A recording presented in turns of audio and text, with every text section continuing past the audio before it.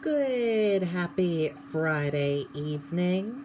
I'm Riley King, and welcome to the news with Riley King. Let's begin this Friday evening edition of the news with Riley King right now. First step, analyzing key takeaways from final debate. Let's take a listen to that video from ABC News.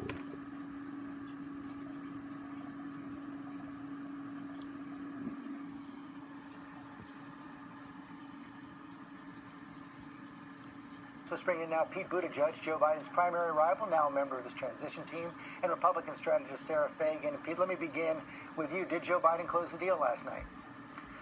Yes, he made a powerful closing argument because he was focused on the American people.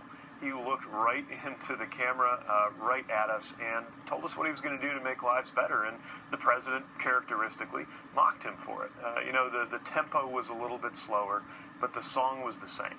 And, I think when they stepped on that stage, President Trump was losing. And as the sun comes up this morning, President Trump is still losing because he did nothing to explain to the American people what he will do to improve his miserable record on dealing with the pandemic, on our divided country, especially over race, or any of the other areas where he just hasn't delivered. Hillary Clinton had a lead coming out of the third debate 4 years ago. She ended up losing to Donald Trump. What worries you right now?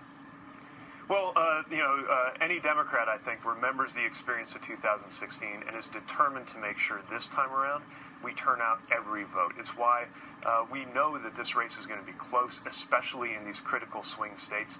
We're asking everyone to make a plan to vote if you haven't voted already, to vote early if you can, to go to iwillvote.com just to double-check your registration, get information about how and where to vote.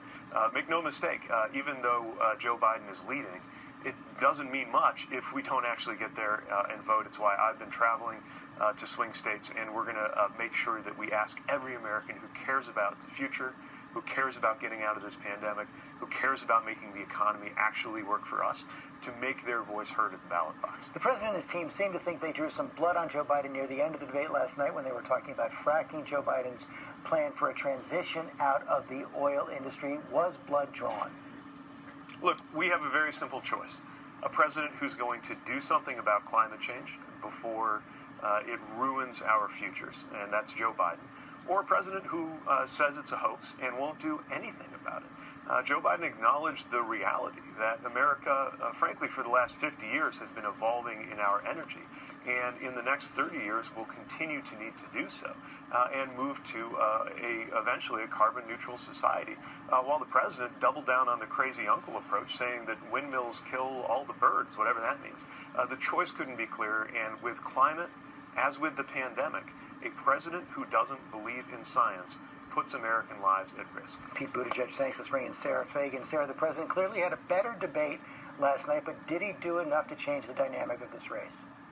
Well, two things needed to happen for the president to have a successful night. He needed to do a good job and articulate the choice in this election, and I think he accomplished that, George.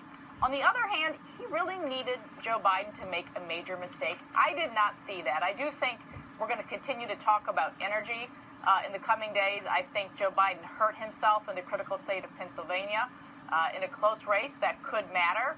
But fundamentally, I don't think this race changed a lot after last night. And so now 11 days to go. How does the president close the deal? What can he do now? He's not only got to get some undecided votes, he's actually got to take votes away from Joe Biden.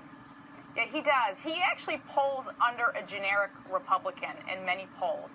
It suggests he has an opportunity. So if he does the following things, he presents this as a choice. The parties could not be more far apart. The lurch to the left by the Democratic Party on health care, on immigration, on energy, especially energy, which we talked about last night. Most Americans like Donald Trump's policies. Too many of them do not like his style.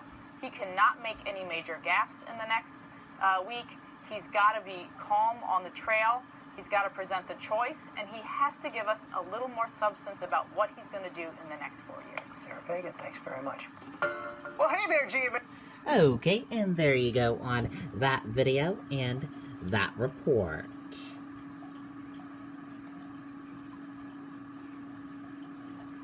Jeffrey Epstein's former girlfriend and associate in Miss Maxwell 2016 deposition unsealed. Let's take a listen to that video from CBS News.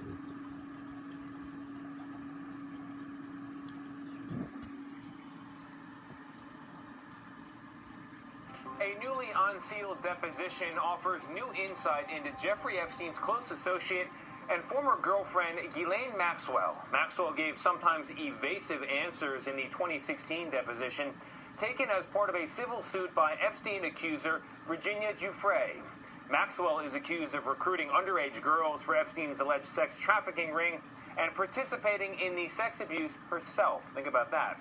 However, she has long denied any involvement in this, and Armola Langhi continues to follow the case. According to the deposition, Ghislaine Maxwell says she knew Jeffrey Epstein was a registered sex offender. When asked if she recruited girls on Epstein's behalf, she said, "I don't recruit anybody," and appeared disgusted, saying, "I resent and despise the word recruit." Throughout the testimony, Maxwell dodged questions about Epstein's alleged abuse of underage girls and repeatedly called Epstein accuser Virginia Giuffre a liar. Maxwell, defending herself, said, "I can't think of anything I have done that is illegal." While being questioned about her initial meeting with Giuffre, Maxwell's anger appeared to boil over, and she harshly pounded the table, later apologizing for the behavior. Giuffre alleges Epstein and Maxwell sexually abused her when she was underage and lent her out to their friends. In a July interview with CBS This Morning, Giuffre said Epstein was a sick pedophile, but Maxwell was the mastermind. She is even worse than Epstein. She put it this way. Epstein was Pinocchio and she was Geppetto. Pulling the strings. Yep, she was pulling the strings. She had his money. He had her contacts. They made a great group that way. But Ghislaine was much more conniving and smart than Epstein ever was. At one point during the deposition, Giuffre's attorney, Sigrid McCauley, appeared to ask Maxwell about the now infamous picture of Giuffre and the UK's Prince Andrew. Giuffre says she had sex with the prince at Maxwell's London home that night. The prince has repeatedly denied Giuffre's allegations, and Maxwell called Giuffre's account of the incident an obvious lie. In the deposition, Maxwell said Giuffre characterized things took place in my bathroom, in the bathtub itself. The tub is too small for any type of activity whatsoever. What was your takeaway of Ghislaine as a person? She's really intelligent. She's perhaps a bit too clever. She obviously believes that she should give up nothing. CBS News legal analyst Ricky Kleeman says the deposition could create problems for Maxwell at trial. Anything particularly damaging? The jury is going to wonder why she doesn't have some kind of story that is other than everyone else is lying. In addition, pounding on the table does not get you anywhere in a criminal court. Well, in a statement to CBS News, Virginia Giuffre's attorney says Maxwell's deposition is only a fraction of the evidence against her. And as more is released, they say, it'll become increasingly apparent why Maxwell and other Epstein enablers fought so hard to keep these documents sealed. Now, as we've reported, as you know, Jeffrey Epstein died by suicide while in federal prison in Manhattan, awaiting trial last year. Meanwhile, Ghislaine Maxwell is in federal prison here in Brooklyn. She's been here since July and is waiting for her trial, which is scheduled for next year. Tony. Very interesting. Well, we know you'll keep following it for us. Thank you very much. Okay, and there you go on that video and that report.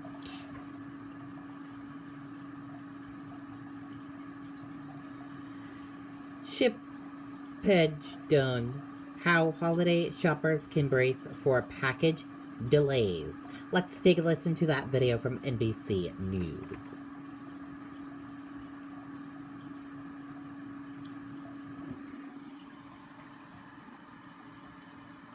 The pandemic accelerating online shopping.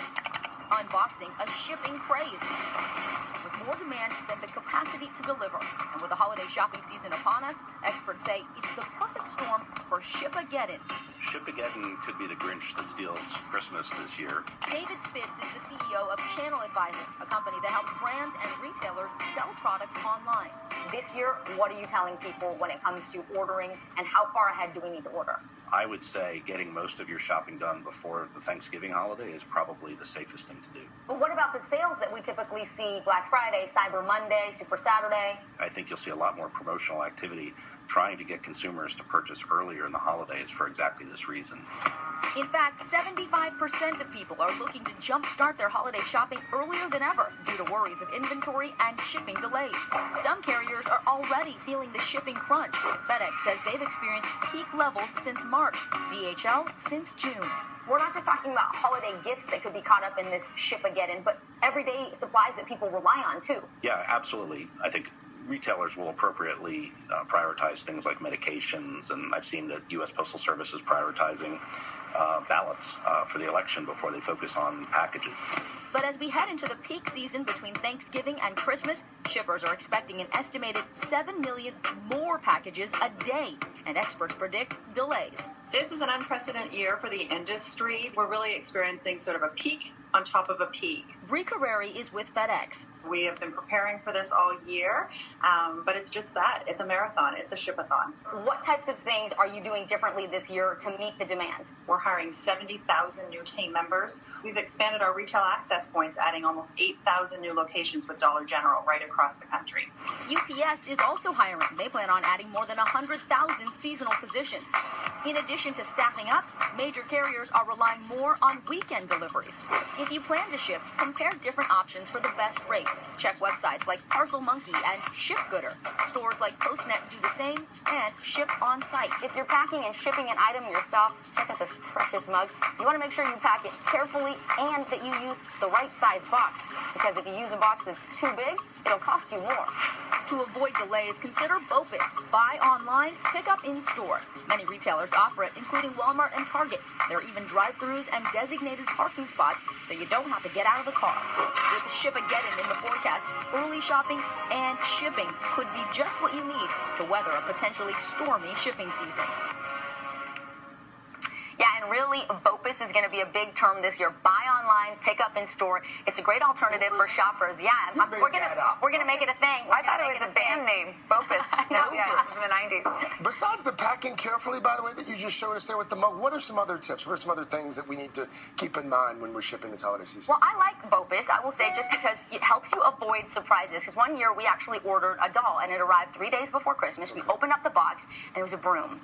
And a broom is not a doll, and that was a mini crisis. So I like that. The other thing I would say to support small businesses is think about where you may have to ship those gifts to, and maybe there is a small business or a local business that you could buy that gift at. They can wrap it for you and either do a local delivery to get it to you, or maybe a recipient can go pick it up. Yeah. So that's a thought. Okay. And I mean, you said you want to make sure you have a new sturdy shipping box and all of that? Yes, that's super important. If you're going to be packing yourself this year, use a sturdy or a new box. Wrap those things individually and give them some space, some cushioning.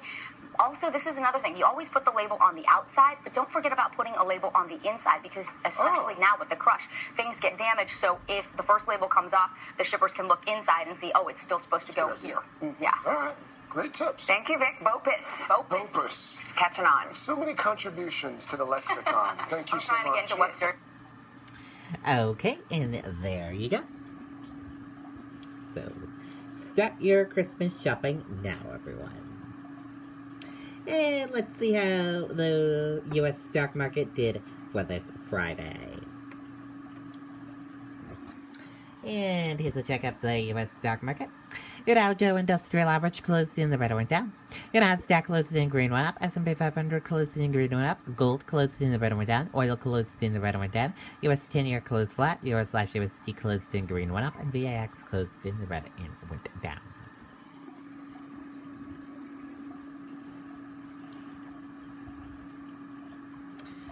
Dow closes slightly lower, snaps a 3-week winning streak. Dow Jones Industrial Average fell slightly on Friday to end a downbeat week as investors weighed the potential for additional fiscal settlements. And that does it for this evening edition of The News with Riley King. Thank you for watching The News with Riley King. Have a great rest of your Friday evening. I'll see you back here tomorrow with more news coverage. Good night and goodbye, everyone.